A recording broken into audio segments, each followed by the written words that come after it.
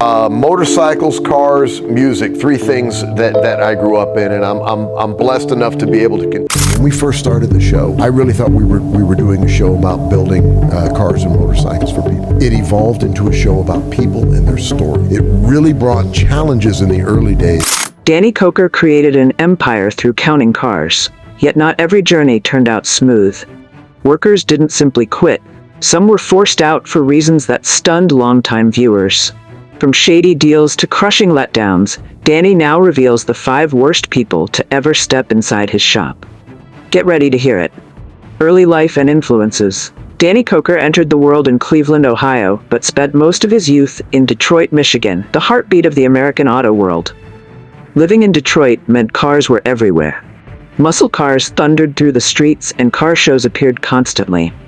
For Danny, this world wasn't just noise. It shaped who he became. His father, Danny Koker Sr., played a huge role in his path. He was a skilled musician who toured with groups like the Cathedral Quartet. Music filled the family home, but so did the roar of engines. His dad loved cars, and that love passed down to Danny early on. As a teen, Danny devoted most of his free hours to cars. He enjoyed working under the hood. He rebuilt old vehicles and gave them fresh life. While other kids focused on sports or video games, Danny cared only about classic machines. His passion for muscle cars, choppers, and hot rods only became stronger as years went by. Danny's obsession with cars began early, but it would take years before he discovered his true path. He never guessed his biggest chance would come from such an unlikely source. In the early 1990s, Danny moved to Las Vegas. While cars stayed his first passion, he also had a serious interest in entertainment. That led him to become a late-night TV host called Count Cool Rider. The show was a quirky horror segment where Danny, dressed like a rock and roll vampire, introduced old scary films to viewers. It was wild, overdone, and full of personality, making him a small cult favorite in Vegas. But even while Count Cool Rider earned laughs, Danny didn't stop focusing on cars. He launched a custom shop called Count's Customs, first to handle his private collection. Slowly, people noticed his unique creations. Danny didn't only restore cars, he transformed them. His approach honored the classics but added bold, rebellious flair. Flame paint, lowered stances, and roaring engines became his trademark. Word spread quickly across Vegas. Celebrities, collectors, and car lovers started showing up at Count's Customs, hoping to own a piece of Danny's art. He was a pure gearhead who ignored trends and built by his own rules. People respected that. Danny was creating his reputation one build at a time, but real fame was still ahead. Everything changed after a single phone call placed him on national television. Danny's television breakthrough came through the hit series Pawn Stars. Since Count's Customs was near the gold and silver pawn shop, Danny started appearing as a vehicle expert. Anytime the Pawn Stars team needed car or bike knowledge, Danny got the call. His expertise, charm, and straightforward attitude made him a fan favorite. Producers saw how viewers loved Danny, and soon the idea for a new show was born. In 2012, Counting Cars premiered on the History Channel. The program followed Danny and his crew at Count's Customs as they restored and customized vehicles. From day one, Counting Cars was different. It didn't rely on staged drama. Danny's love for cars was genuine, and it showed. Audiences felt the passion, the creativity, and the bond within the shop. Danny treated his crew like family, and each episode felt like a day in the garage with close friends. By season 3, Counting Cars had become one of TV's biggest auto shows. Millions tuned in to see what Danny's crew would build next. The cars always impressed, but the real heart of the show was the people, the jokes, the conflicts, and the victories. The popularity of Counting Cars made Danny a household star. He was no longer just a car guy, he became a TV figure, a businessman, and a symbol of old-school grit in a fast-changing culture. Still, fame didn't change Danny completely. He stayed rooted in music and cars. Danny even grew his brand by opening Count's Vamp Rock Bar and Grill, a Vegas music venue where he mixed his two passions, rock and motorcycles. He kept building cars, touring, and making appearances while running his businesses. Even with the spotlight brighter than ever, Danny stayed locked on what mattered most, making great rides and protecting his vision. He built a team of trusted mechanics and artists, and together, they made Counting Cars unforgettable. Counting cars turned Danny into a star, but success carried a price he never saw ahead. Behind the cameras, problems were already growing that threatened everything he created. Behind the scenes reality on TV, counting cars looked easy. The builds appeared quick, the crew always joked, and the cars ended perfect by the final scene. But off-camera, things were far more difficult. Life inside Counts Customs came with heavy stress, endless deadlines, and unseen problems. Real car building takes time. It's slow, detailed, and often frustrating. On television, a complete build fits into one half-hour episode. That means only 30 minutes from start to end. But in real life, it often took weeks or even months to finish one project. Parts had to be ordered. Some were rare, others took forever to arrive. The crew had to tear cars down, fix broken pieces, and sometimes redo everything if something failed. They also had to paint, polish, test engines, and make sure everything worked properly. All this effort was squeezed into a short episode. The filming team worked for days just to capture enough material. Afterwards, editors trimmed everything so it fit into one short episode. That meant viewers never realized how much effort truly went into each build. Danny Koker stayed very strict about the quality of every project. He never allowed sloppy work to remain. If the paint looked wrong, he sent it back. If the engine sounded off, it had to be inspected again. He wanted each car to appear flawless, and that pushed more pressure onto the crew. The staff had to meet real deadlines while also keeping the show exciting. That was difficult to balance at once. Some nights, the crew stayed long hours only to keep up. That heavy schedule wore workers down. The demands of TV were tough, but nothing compared to what fame would do to the group. Soon, Danny discovered that not everyone could handle life under the spotlight. When filming first began, Counts Customs was still a small shop. The workers felt like a tight family. They joked, teased each other, and shared love for cars. That vibe lasted for a time. But after the show exploded, everything shifted. The shop grew famous overnight. Visitors from across the world started coming. Fans wanted to see the garage, meet the crew, and take photos. Some stayed outside all day. Others banged on the doors while the staff was working. At first, it felt great to be admired. But eventually, it turned into a problem. The shop was no longer just a workplace. It had become a tourist attraction. The crew could no longer focus in peace. The noise, the cameras, and the questions slowed progress. Fame also changed how certain staff acted. When the cameras appeared, some behaved differently. A few enjoyed the spotlight too much. Others pushed for more attention or higher pay. Pride became an issue. Conflict grew between teammates who once shared friendship. Danny faced all of it. He was the leader, the face of the series, and still a builder with strict standards. But now he also carried the burden of TV demands, fame, and expanding business duties. It became too much for one man alone. As the shop gained popularity, Danny added new ventures. He opened a rock bar, launched merchandise with his brand, and attended public events. That only added more stress to his load. Legal troubles came next. Some old employees filed lawsuits. They claimed unpaid wages or unfair treatment. These cases created stress and pulled focus away from the garage. Danny also had to lock in new contracts to guard his name and reputation. People who once built cars for fun now had to follow strict rules, sign agreements, and behave a certain way on camera. It wasn't easy for anyone. By season 3 or 4, the team was no longer the same. Some faces disappeared quietly. Others were fired after major fights or issues. The episodes never revealed all of this, but fans noticed new lineups. Danny kept his eyes on the builds. He always believed in doing things the proper way.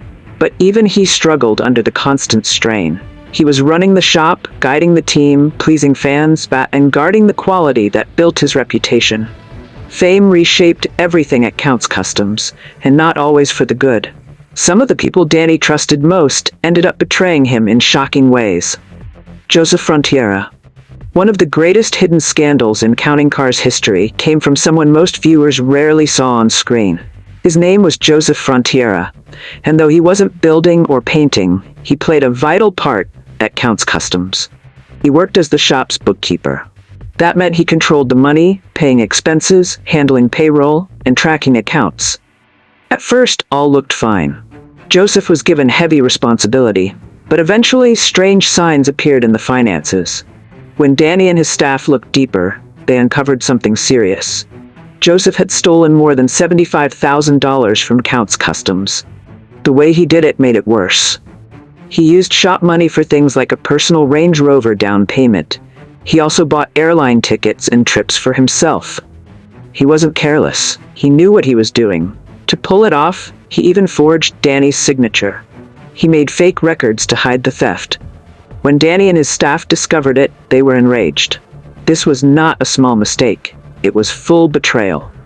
The money that should have gone to projects, payroll, or business needs was wasted on luxuries by someone trusted to protect the books.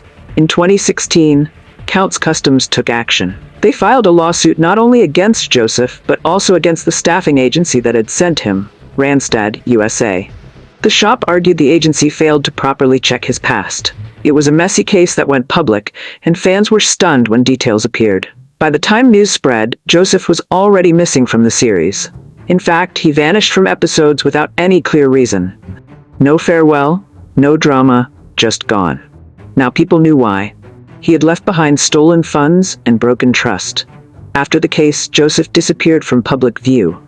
He gave no interviews, no social media updates, no statements. It was as if he vanished after being caught. His betrayal left a permanent scar on the shop. Danny grew more cautious with the people he trusted behind the curtains. The crew put tighter checks on money and paperwork. It was a tough lesson learned. Joseph Frontiera didn't turn wrenches or spray hot rods, but his choices caused as much harm as any broken motor. For viewers of Counting Cars, he remains one of the worst staff members the series ever saw, even if many never spotted him on camera. Joseph's theft was already shocking, but it wasn't the only money trouble Danny would meet. The next worker on this list would bring even bigger problems in a very different style. Scott Jones. Scott Jones was one of the first familiar faces fans met when Counting Cars began. He served as shop manager and also worked with the accounts. He stayed behind the curtains to keep tasks orderly, budgets tight, and schedules moving. While Danny Koker was the creative spirit and main presence of the show, Scott was the man who made sure things remained in line, at least on paper. From the opening season, audiences noticed Scott's bold character. He was direct, serious, and never held back. His main duty was keeping costs low, and that often brought him into conflict with Danny. Danny dreamed big with the builds and often wanted to push boundaries. Scott tried to hold costs down, remind the crew about money, and keep business first. This led to constant friction, especially when cameras rolled. Scott would question costs, block wild ideas, and argue with Danny when things looked excessive. Some fans found it amusing, others thought it created real tension. The two clearly had different methods, and that showed in nearly every episode across the first 2 seasons. But suddenly, something unusual happened. After the second season, Scott was missing. There was no farewell, no exit story, no explanation. One moment, he was in the garage directing projects and checking numbers, and the next, he had vanished. Fans instantly noticed and began asking questions. Stories began to appear online. Some claimed he was fired for bad money management. Others believed there was a hidden clash behind the scenes. None of those stories were ever confirmed, and the series never gave any proper answer. The truth, according to later reports, was far simpler. Scott moved to Tennessee for personal reasons. He wanted to live closer to his family, and the move had nothing to do with conflict or cash.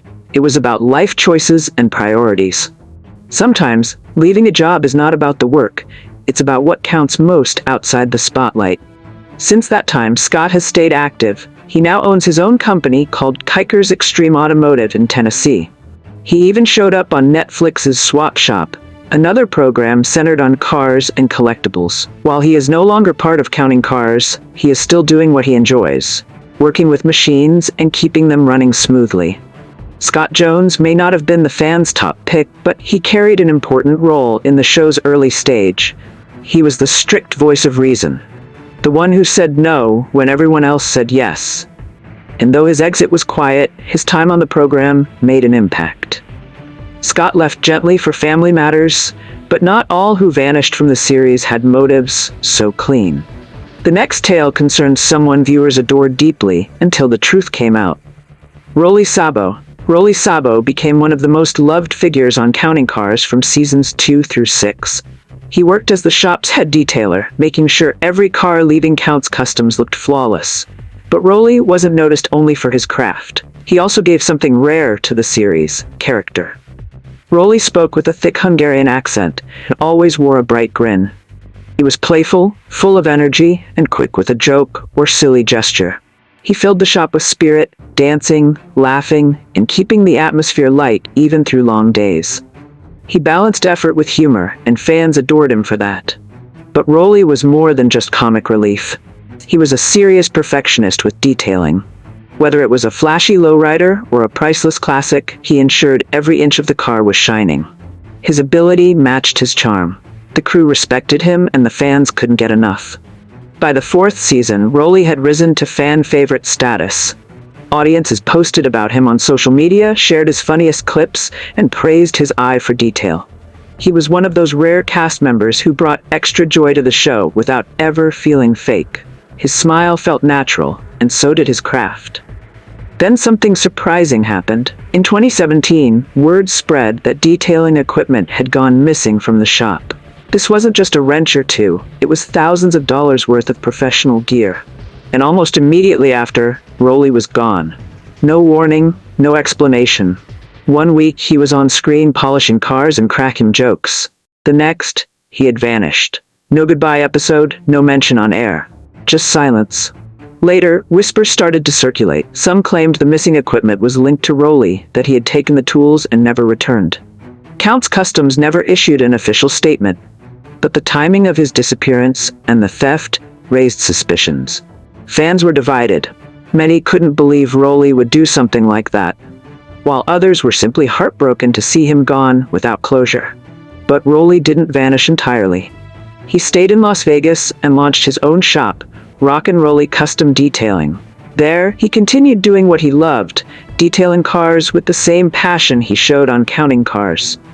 His business built a loyal following, keeping him close to the world of custom rides.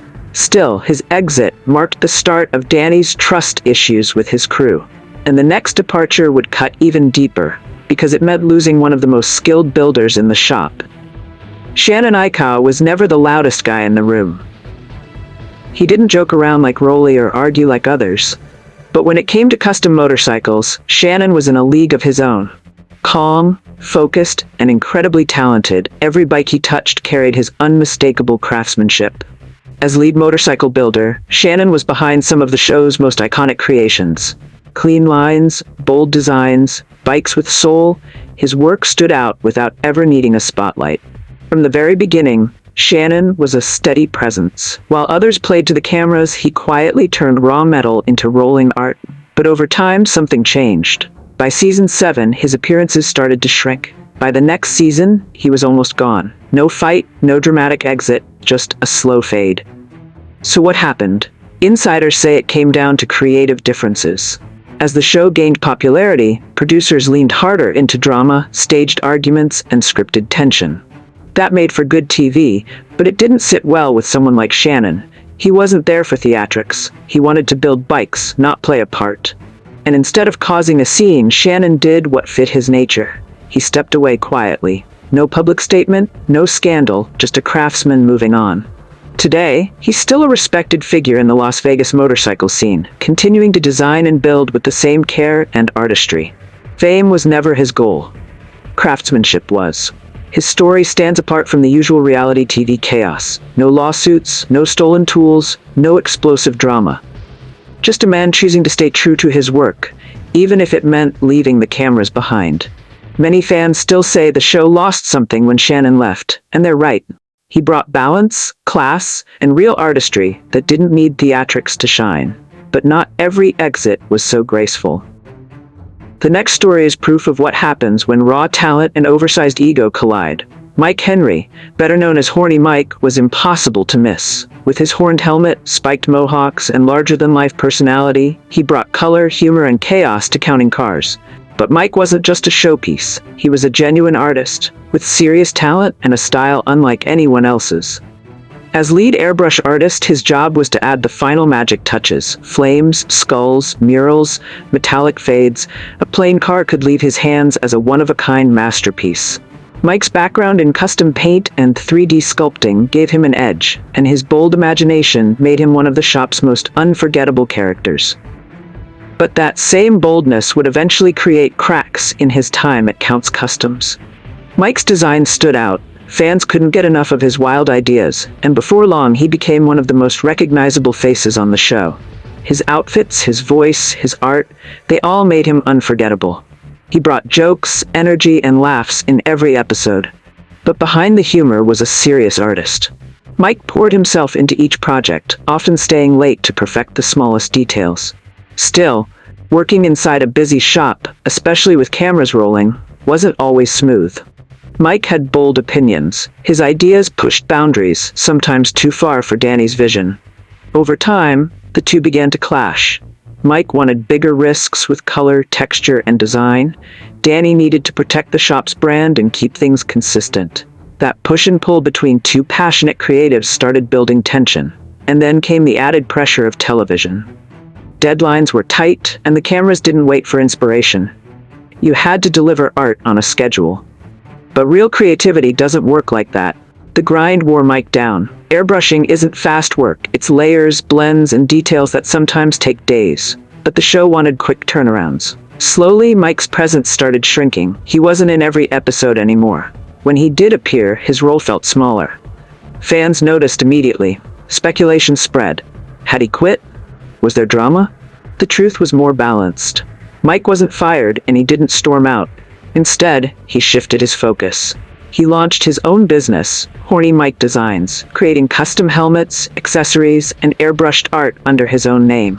He still worked on cars and bikes, but now on his own terms. He started showing up at car shows, fan events, and even other TV appearances, building his own brand. And despite stepping back, Mike never completely cut ties with Count's Customs. He still pops in for special projects when Danny calls. No bad blood, just a natural evolution for an artist who needed more freedom. Horny Mike's journey proves what happens when creativity meets the machine of reality TV. He gave the show style, humor, and unforgettable flair. But staying true to his art meant finding his own lane. Fans still remember the horns, the wild designs, and the energy he brought. His fingerprints are all over Counting Cars, and his influence is impossible to miss. From employees who crossed the line to artists who simply needed space, each exit reshaped Counting Cars in a way fans will never forget. Some stories ended messy, others quiet, but all left a lasting mark. Want more untold stories from behind your favorite shows? Make sure to like, share, and subscribe, because what you see on TV is only half the story.